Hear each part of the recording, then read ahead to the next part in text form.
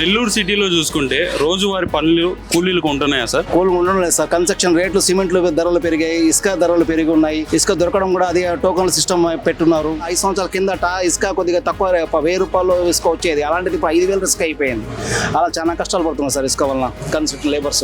IT company అనగానే అందరూ బెంగళూరు, హైదరాబాద్ ఇలా తమిళనాడు వెళ్తున్నారు. మన ఆంధ్రప్రదేశ్కి ఐటీ కంపెనీ పెట్టాలంటే ఏం చేయాలి సార్? అసలు ఏంటి, ఎవరు ఏ ప్రభుత్వం వస్తే అవుతుంది అనుకుంటున్నారు సార్? చంద్రబాబు టీడీపీ గవర్నమెంట్ వస్తే అవుతుంది సార్ ఖచ్చితంగా. ఎందుకంటే ఆయనకున్న విజన్ 43 అన్నది 45 అన్నది విజన్, అది ఖచ్చితంగా సార్. దానివల్ల టీడీపీ ప్రభుత్వం వస్తేనే ఖచ్చితంగా అవుతాయని చెప్పేసి మేము భావిస్తాం సార్. ఎందుకంటే ఆల్రెడీ హైదరాబాద్, సైబరాబాద్ తయారు చేసింది కూడా ఆయనే సార్. ఇప్పుడున్న ప్రభుత్వంలో ఆంధ్రప్రదేశ్లో నిరుద్యోగ బాగా పెరిగిపోయింది. నిరుద్యోగం చూసుకుంటే అవునండి. సో ఉద్యోగ అవకాశాలు ఉన్నాయంటారు ఇప్పుడు?